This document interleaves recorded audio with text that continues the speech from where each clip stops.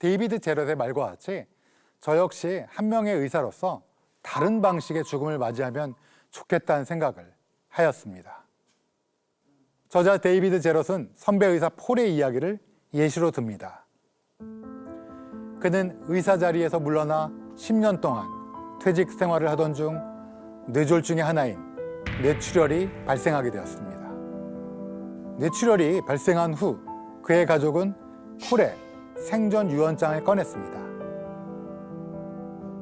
영국에서 생존 유언장은 누군가가 병에 걸려 자기 자신을 위한 결정을 할 수 없게 될 때 그때를 대비해서 어떤 치료를 허용하고 하지 않을지 명료한 정신에 작성한 계획서인데요.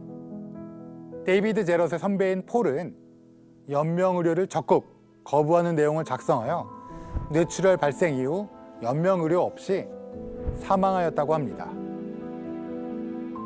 아마 많은 의사들이 자신은 연명의료를 지시하고 실행하지만 실제 폴과 같은 생각을 가지신 분이 많으리라고 봅니다.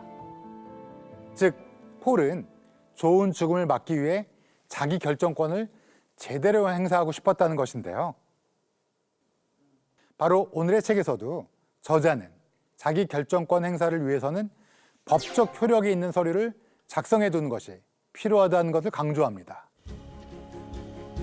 수십 년이 넘도록 자연히 현대의학의 도움과 지원을 받아 노인에게 퍼부을 수 있는 수많은 고통과 모욕을 목격해왔기에 나의 생전 진술서와 생전 유언장을 작성해 봐야겠다는 생각이 들었다.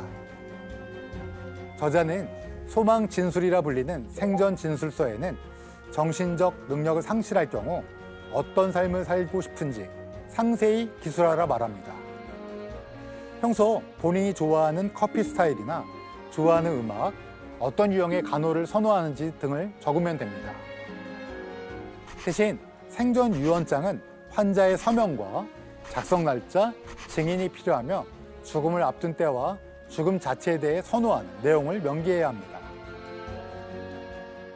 사실 책 내용은 영국 맞춤이라 우리나라에서는 어떻게 해야 할지 궁금하실 텐데요.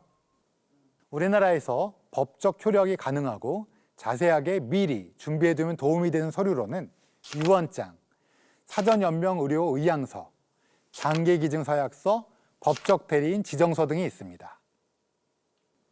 이 중 사전연명의료의향서는 나중에 아파서 회복 불가능한 상태가 됐을 때 연명의료를 받지 않겠다는 뜻을 미리 밝혀두는 서류입니다. 19세 이상의 성인은 누구나 자신의 의사에 따라 작성할 수 있는데요. 국립연명의료관리기관에서 정한 의료기관과 사회단체를 방문해서 정확한 설명을 직접 듣고 작성하시고 작성 후에는 국가기관에 등록된다는 점을 아시면 좋을 것 같습니다. 영국의 생존 유언장과 같이 우리나라에서도 사전 유언장 작성이 증가하고 있다고 하는데요. 여기에는 물질적 유산뿐 아니라 장례식 절차, 자녀들에게 남기는 글 등 정신적 유산까지 모두 포함해 쓰실 것을 추천합니다. 저는 삶과 죽음에 관한 생각을 가족과 자연스러운 기회에 말했기도 하지만 추가로 이런 서류를 작성하였는데요. 여기에는 어떤 장례가 치루어졌으면 좋겠는지, 비트코인은 없지만 남은 가족이 알아야 될 재정적 상황, 그리고 내가 얼마나 그들을 사랑하는지를 적어 놓았습니다. 그리고 한 가지 꼭 빼놓지 말아야 될 사항이자 이 책에서 괜찮은 죽음을 위해 쓰기를 권유하는 사항이 있는데요.